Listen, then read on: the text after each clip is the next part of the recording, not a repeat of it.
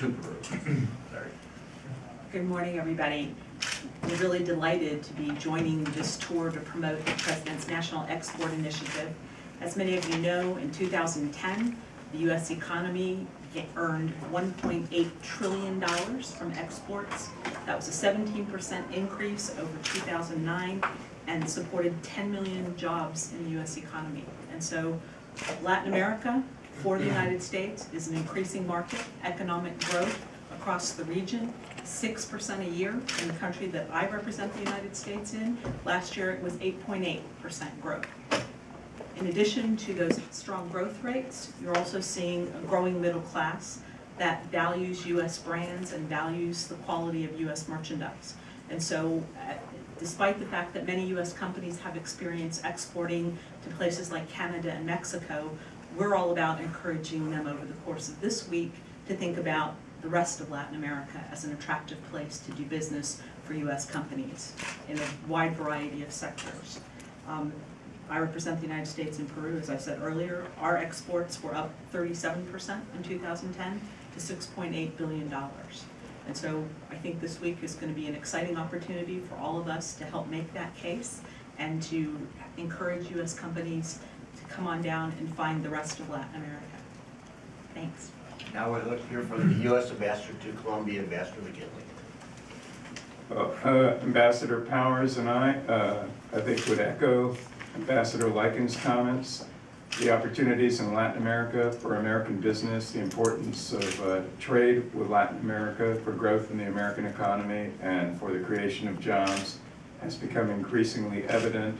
And this tour we're on, and we're grateful to BCIU for sponsoring and organizing it, will give us an opportunity to make clear just how big those opportunities are for benefits not just for U.S. companies and for the creation and saving of jobs in the United States, but also for a more vibrant and dynamic business relationship between Latin America and the United States.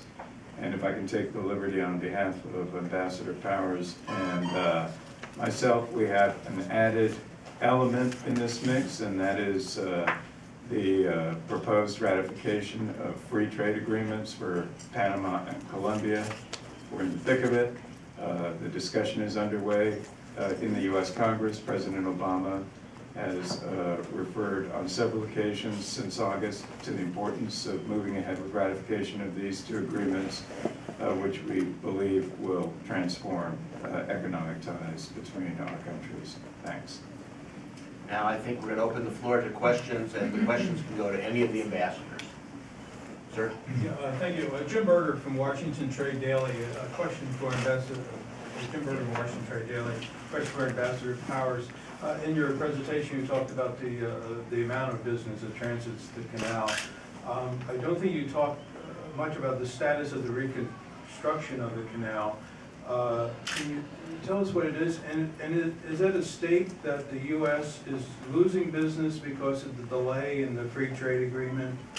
And also, might some of this business be permanent, as is what's happening in Colombia with U.S. agriculture? The state of the expansion of the canal is reasonably on schedule. It's expected to be completed by the end of 2014, which makes it finish on time. And we haven't lost business because of the lack of the expanded canal yet. What we are seeing with the lack of a free trade agreement is that we are in a position to potentially lose market share in Panama as well, because Panama, just like Colombia and other countries in Latin America, is moving forward with a very robust trade policy, signing free trade agreements with a number of countries, to include Canada, the EU, the Central American countries that they didn't previously have an agreement with, etc. So their market is expanding, and ours to Panama will contract. Question, Sergio Gomez from El Tiempo, Colombia, question for Ambassador McKinley. Isn't it hard to go on a tour to promote business with Latin America when two free trade agreements with Colombia and Panama have been languishing for the past 5 years? And can you give us any assurances if the President plans to send those agreements in the near future, meaning this year? Actually, the timing of the tour is excellent. It coincides with a growing appreciation in the United States of the importance of foreign trade for our prosperity. And as we've seen, last year in 2010, we had a record increase in the amount of trade and exports the United States has with the rest of the world.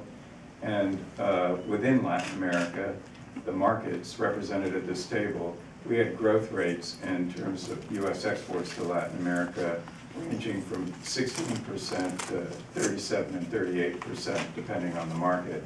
In other words, our trade relationship with Latin America was outperforming our trade relationship with other parts of the world. The growing appreciation of this allows us to go to the different states. We're going to some of them which have ties with our countries in the billions of dollars of two-way trade. And this will highlight the importance of being more aggressive in working commercial relations to the benefit both of Latin America and of the United States, and of companies in the United States and in Latin American workers in both regions. The Panama and Colombia Free Trade Agreements are under vigorous discussion in the U.S. Congress and in the U.S. administration. The President has made clear he wants those agreements passed this year. Important votes are taking place in the U.S. Congress starting last week related to trade assistance adjustment and GSP, which will open the way for discussion on the ratification of the free trade agreements. So without putting a date on it, because it really is up to the administration and the U.S. Congress to decide which week or in the coming weeks these agreements will be presented. We are all extremely optimistic that these agreements will be presented, and moreover, and we need to remember that these agreements under consideration include our 8th or 9th most important trading partner, which is Korea in Asia, that these agreements have strong bipartisan support. Other questions? Sure. Daniel Pacheco, Caracol Radio, and can I ask you to repeat your answer in Spanish after you're done with the English version? You're going on a trip to Chicago and Detroit. Won't it be hard to talk about trade bonds in the future between the United States and Colombia with the uncertainty before us on the FTA issue? And in that sense, could you tell those people you're going to meet with a high level of certainty that Mr. Obama will present the three FTAs during this year before Congress? I'd like to say that the period we're dealing with is actually not one of uncertainty, but rather one of optimism and great hope regarding the three free trade agreements, including Colombia, and that we've never had a better opportunity in terms of political support for the ratification of these agreements to be accomplished. So the goal of the administration and the discussion that has been evident throughout the preceding months indicates that it is everybody's intention to see these agreements ratified before the end of the year. And so going on this tour actually gives us an opportunity to preview what the opportunities of ratified free trade agreements will mean for the states we are going to visit, for the companies we are going to meet with, and for the workers of this country. Lo que quisiera decir es que esto, más bien para una gira de este tipo, es un excelente momento, porque lo que estamos viendo es el crecimiento económico de comercio entre los Estados Unidos y América Latina, pero también en términos de los tratados de libre comercio.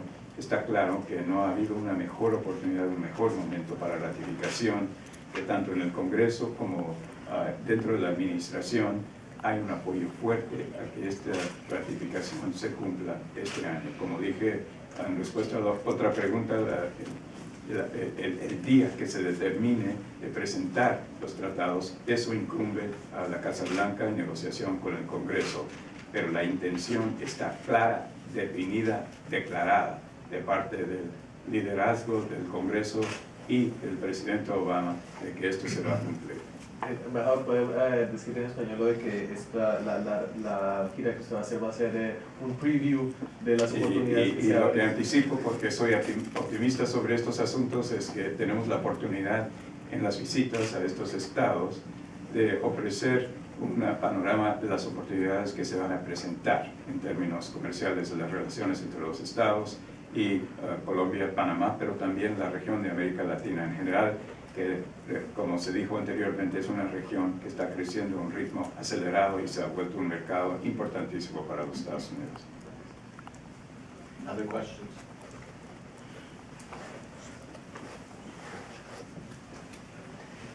I have two questions for Mr. Chapman. And one of it's, which sectors are you focusing in Brazil where you can think that you can improve trade business there?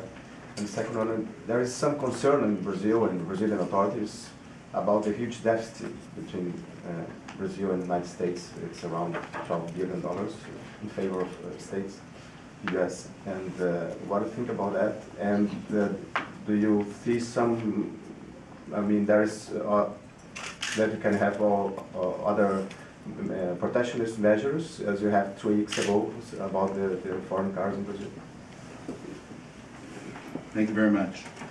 In terms of the sectors, as you know, following Brazilian issues, the trade between the United States and Brazil has grown in both directions and exponentially over the previous 3 or 4 years. And so it has transpired over a wide range of sectors. In terms of some of the sectors we're looking at in terms of prioritizing, certainly the energy field is one that offers great promise as Brazil is emerging as truly a world energy power, not only in oil but also in ethanol and alternative energies. So energy has to be certainly a focus. Another area is certainly in the whole area of equipment, where the United States is particularly strong, as Brazil is upgrading its infrastructure all across the country in preparation for both the World Cup and the Olympics. We think there are many opportunities for American equipment exporters to participate in that market. And then there's the whole area of services. The export of services is something that we believe that the United States can be very effective in. In terms of the deficit, the trade relationship between the United States and Brazil has developed over the last several years to where just 5-6 years ago, the United States had a trade deficit of about $10 billion with Brazil. Right now, we're up to about $13-14 billion surplus. These things change as market realities change. But I think as we continue to work together to expand trade, there are going to be just as many opportunities for Brazilian companies here in the United States as there are for United States companies, American companies in Brazil. So I think as we continue to work on developing our economic partnership, something we are doing very actively, and just in mid-October we'll be having the next iteration of our economic partnership dialogue here in Washington. I think we'll continue to identify opportunities on both sides of that equation, of the trade relationship. Other questions? Anyone? This question goes to anyone who wants to answer it. Would any of you like to venture on perhaps a name on who will be the next Deputy Secretary of the Western Hemisphere?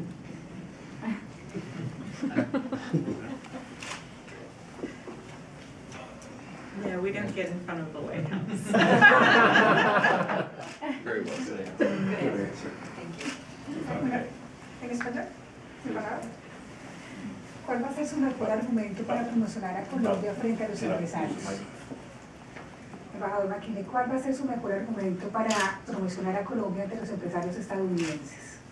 Bueno, el hecho es que la relación económica entre Colombia y los Estados Unidos ha sido fuerte por décadas, y estos últimos años hemos visto un fortalecimiento tanto en términos de inversión, en términos de diversificación de productos, y el crecimiento económico colombiano está creando oportunidades no solo para los Estados Unidos, pero para muchos inversionistas de todas partes del mundo. El argumento que creo que se puede presentar es que la relación histórica entre nuestros países ofrece una base muy fuerte para continuar en base a la ratificación del TLC, de expandir, hacer crecer de una forma importante la relación económica entre los dos países. Hay un reconocimiento de la importancia de relaciones históricas en términos de servicios, de equipos, de inversiones y también de pueblo a pueblo, que da una base sólida para crecer estos lazos económicos. En términos de las exportaciones de los Estados Unidos a Colombia, y de eso esta gira se trata en gran medida, ya es una relación fortísima. Colombia ya es el tercer país en América Latina